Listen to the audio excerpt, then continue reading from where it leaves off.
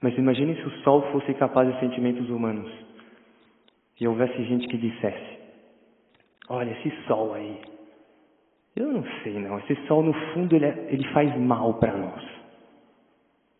Olha como ele queima às vezes quando a gente está embaixo dele. Olha como nós não conseguimos olhar para ele, ele faz mal para os olhos. Dá problema na vista o sol. Ele quer nosso mal. Dá câncer de pele o sol. Toma cuidado com o sol, hein? O sol é o grande inimigo da terra. E começasse a se formar um conjunto dos inimigos do sol. Aqueles que querem destruir o sol, que querem tirar as pessoas do sol. Olha, não fique no sol.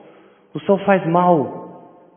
Ah, mas eu acho tão bonito. Quando não é bonito coisa nenhuma, ele está fazendo isso para lhe enganar. Nossa, mas o pôr do sol, quando ele pinta as nuvens de laranja, é uma coisa maravilhosa. Vai jogar as coisas pelas aparências. Isso é hipocrisia do sol.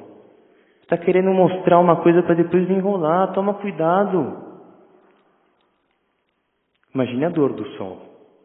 Puxa vida. Todo dia eu nasço na hora certa.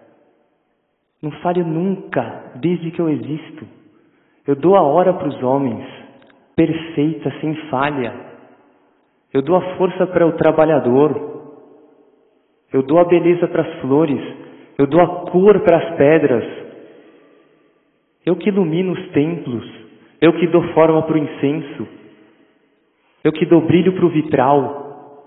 E agora recebo essa ingratidão? Que é isso? Não é possível. E algumas pessoas ouvissem isso, não. Vamos defender o sol. Vamos ser filhos do sol. Filhos da luz do sol. E começam a defender. É mentira. O sol não dá câncer de pele. O que dá o câncer de pele foi a responsabilidade do homem que não cuidou bem da atmosfera. O que faz mal para a vista é o nosso falta de cuidado. Ele brilha demais, às vezes vai nos ferir. Claro que vai, porque é uma tal generosidade que ele, quando está fazendo bem para as plantas, não é hora de olhar bem de frente para ele. Mas isso que às vezes nos ofende é para o bem de outras coisas. Ele está nos queimando, mas ele está dando beleza para a natureza. Vamos defender esse sol. E os filhos das trevas, aqueles que não querem o sol, vão querer destruir os filhos do sol. Mas aqui não se entende a liturgia inteira ainda. Porque existe uma outra posição que é mais perigosa, que são os filhos da sombra. Aqueles que não são nem das trevas nem da luz. Esses são os mais perigosos. Esses são os piores, porque às vezes eles vão se fingir de luz. E vão dizer, olha, verdade, o sol não é tão ruim assim, tem coisas boas o sol. Mas toma cuidado. Luz demais, nada que é demais faz bem. Cuidado. E o sol, meu Deus, querendo iluminar, querendo fazer bem.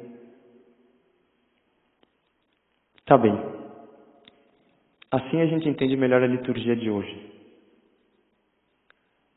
Se o mundo vos odeia, sabei que antes me odiou a mim.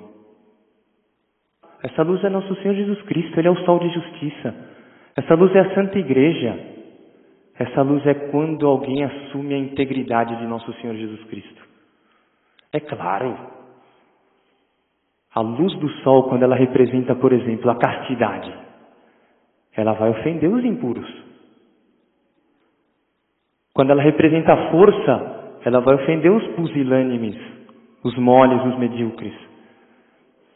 Quando ela representa a fortaleza, mesma coisa. Quando ela representa a bondade, ela vai incomodar os que não querem a bondade. E aí a gente entende a liturgia de hoje. E vão começar a fazer calúnias a respeito do sol que não tem proporção.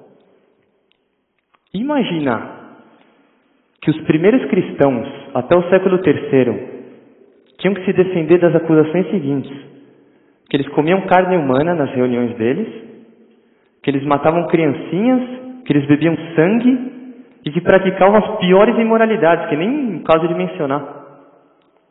Tá bem, imagine um pagão que ouvisse isso pela primeira vez. não conhece os cristãos e ouve aquela seita dos cristãos. Nossa Senhora, como é que deve ser um cristão? Vai parecer uma pessoa com uma cara de assassino, com uma olheira assim, tudo preta, um cabelo desgrenhado. Eu quero ver um cristão e aparecesse uma menina irradiando luz. Uma menina que pelos poros dela saía um raio de sol. Tinha que usar óculos escuros para fitar o olhar dela. Santa Inês, Santa Cecília, mas peraí, o que me disseram é outra coisa. Passa alguns séculos. Parece um homem começa a chamar de louco. Esse homem é louco. É um filho desnaturado. Ele está formando uma quantidade de gente completamente louca. Na nossa época, isso? Quem que é São Francisco de Assis? Na fundação dos franciscanos. Decide iniciar os mendicantes, vai pedir esmola. Onde é que você viu pedir esmola para quê? É o sol que deu um brilho novo e começa a incomodar os filhos da sombra e os filhos das trevas. É claro que vão falar mal. Por quê? Porque não sois do mundo, o mundo por isso vos odeia. Passa um tempinho mais, aparece a seita do diabo. Seita do diabo, já pensou em chamar isso? Esse aqui não é louco não. Esse não é louco. O fundador deles não é louco não, é um homem ruim mesmo. Ele é maldoso. Ele está querendo o mal da humanidade. É Santo Inácio de Loyola. De burro e de louco ele não tem nada. É maldade pura. Que é isso, meu Deus do céu? Quanto bem fizeram se nós estamos aqui cristãos nesse Brasil. Em alguma parte foi por causa dos jesuítas. Paraguai, etc. O bem que eles fizeram para a humanidade. Passa o tempo, passam séculos, outro. Esse aí está formando uma gangue. Formando uma guerrilha. Ele pega os jovens para formar guerrilheiros. São João Bosco, o grande educador, o educador por excelência, ele foi caluniado disso. E nós chegamos ao século XX. Podia ser diferente? Que o sol no século XX não causa incômodo às sombras e às trevas? Não podia ser diferente.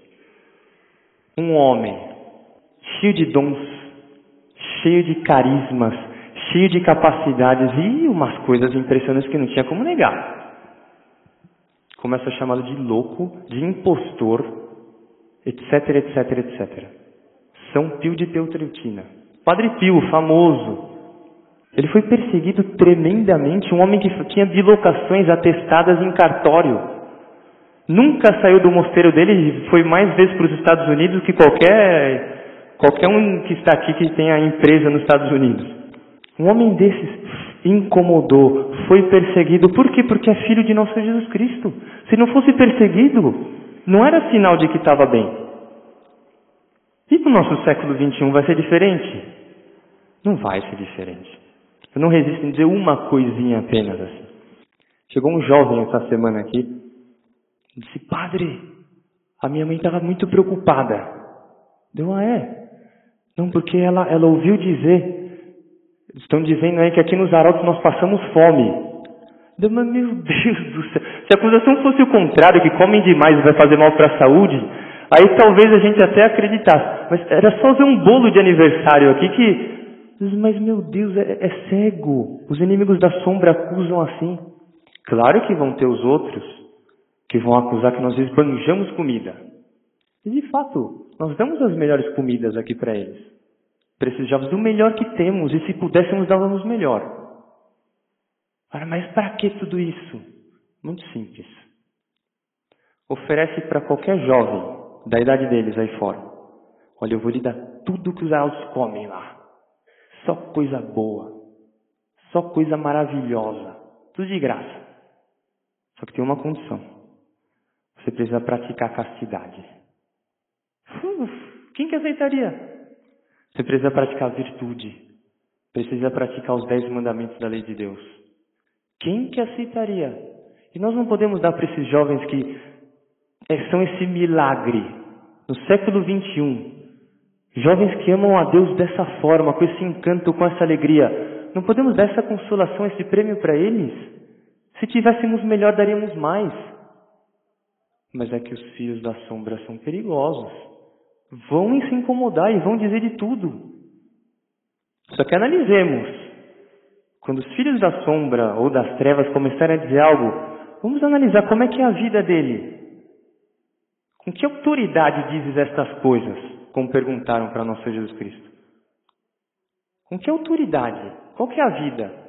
Ele está baseado em princípios ou ele está baseado no ressentimento? Ele está baseado no peso de consciência? Ele está baseado no nó? Mas um perigo, que a liturgia prevê também. Vamos ficar tristes. Nós nascemos para ser perseguidos mesmo. Né? Vamos apanhar a vida inteira os bons.